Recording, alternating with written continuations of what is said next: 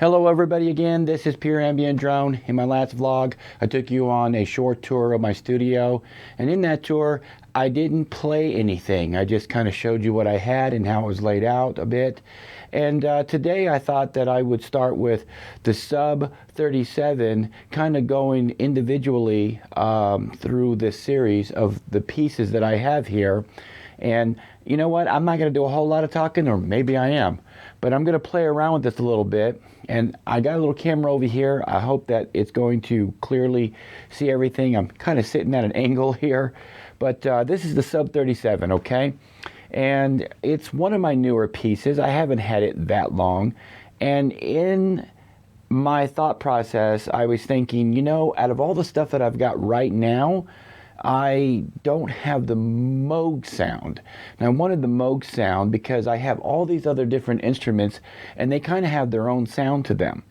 But nothing compares to a Moog, nothing. And there could be people out there that disagree with that. But to me, I think that the Moog has a unique sound, a unique filter, and I wanted it to complement all of the other unique sounding synths that I have. And if you go back and watch the tour that I did, you'll realize that my whole goal here is to add pieces to my studio that sound different from one another. I made the mistake early on of buying a bunch of pieces of gear that sounded similar to each other. And why? I didn't need those things, and it was a waste of money, and I ended up reselling them and buying other gear that, well, I basically made the mistake more than once. But then one day the light bulb came on and I said, well, wait a minute, why don't I get one piece per sound that I'm looking for? And at the end of things, after I thought about it, I was like, well, you know, a Moog would be very important to any setup. So which one? Well, I had the Slim Phatty, and I love the sound of the Slim Phatty. I do. I just didn't think that it was flexible enough for what I wanted. And it's a great machine, no complaints, not slamming it in any way. But I sold it, and I used the money towards this, which is about 3 times the price, give or take. So anyway, this is the Moog, and it has a arpeggiator, and it also has a sequencer. And if you click record, you can just pretty much type in, if you will, the notes that you want. Then you just go back to sequence, and then you have to turn it on. And if you just hold down the note, see what it does? And of course, it transposes. And then it has a latch function here where you can just tap it once and it's on. And then when it's playing your sequence, you can sit here and play with the filter.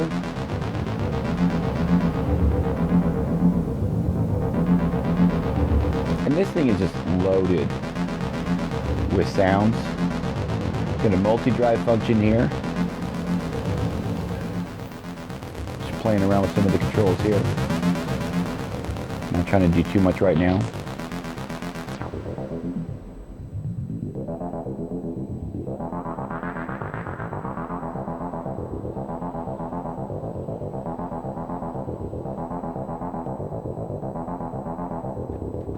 And then you just click it off. I really love the sound of this. Gonna click through some presets here for you.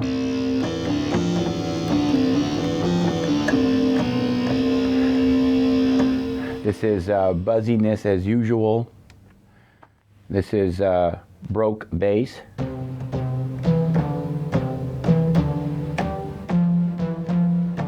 And see, unlike the Slim Phatty, as I scroll through these, I find that there is a lot of unique sounds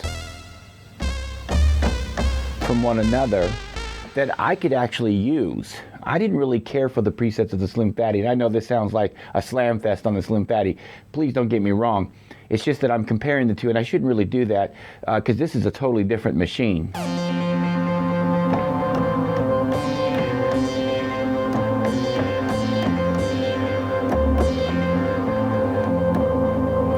It's got a lot of great sound to it.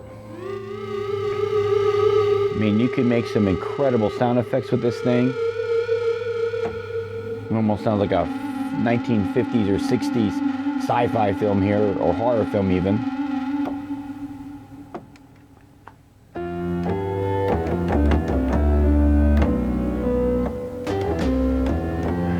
And I noticed that when you change presets, you can, for instance, you can type in, let's go back to the sequencer here, you can type in your, I don't know if you can hear that or not, low bass, but you can make a sequence up, turn it on,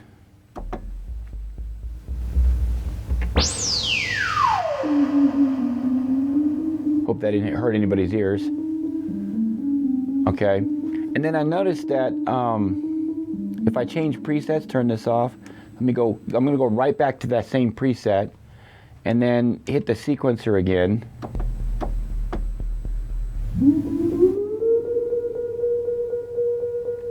And it seems to have erased everything that I've done. So I guess it resets the sequence with each patch. That's okay.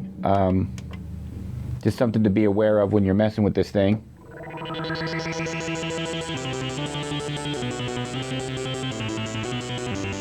But you can look at the control panel here and everything's laid out for you. I mean, I don't think there's any menu diving in this thing at all other than, you know, your global settings, your MIDI. One of the things that I did notice about the MIDI was I have everything synced up to my Roland MX1, which handles all my MIDI. And one thing I noticed when I first started playing with this and trying to sync it up with all of these is that it was on its own time signature. And then there's this thing up here for the arpeggiator, which controls that. And I'm going to be honest, I'm not one for manuals. I usually read them last. But so anyway, I did read the manual on this and found out that you have to hit the tap sync button in order for it to sync in with the external clock. And then when you hit a preset, like I just did, it turns that sync off. So now it's on its own clock, its internal clock, but then I click it here and now it's going to my my Roland MX1, which I have set at, I believe, 60 beats per minute. So we can turn on the arpeggiator here. And then on the MX1, I can turn that up. And I can control it. Yeah, let's go back. But if I get back down to 60, if I go and turn that off, and again, I think you might have to go through the presets to reset that, it's not going to do that anymore. See, no effect at all. And at first that was driving me nuts. I was like, why is my clock not working? Because again, I read the manuals last. I guess that's a lesson learned. Why is my clock not working, I thought, and I started going through all of my different MIDI cables, and man, I wasted about 20 minutes until I thought, well, I'll just read the manual, and there it was. So anyway, that's something to keep in mind, is that when you are using this, as you click through the presets, you're going to find that things are reset. And I actually like that because I can goof something up real fast playing with stuff. And I like that fact that when I do hit a preset or even go past a preset, then back to the one I was working on, it will reset for me in case I've goofed everything up. And I am capable of goofing up a lot of stuff. But again, if you're not used to that sort of thing, then you're going to be like, why isn't this working again? Or why did I lose something? I really love this thing, and I haven't played with it much yet. And I know that some people that watch these videos, they like sound. So I was trying to save that for last. So Let's find a good sound here, and we'll just play with it a little bit.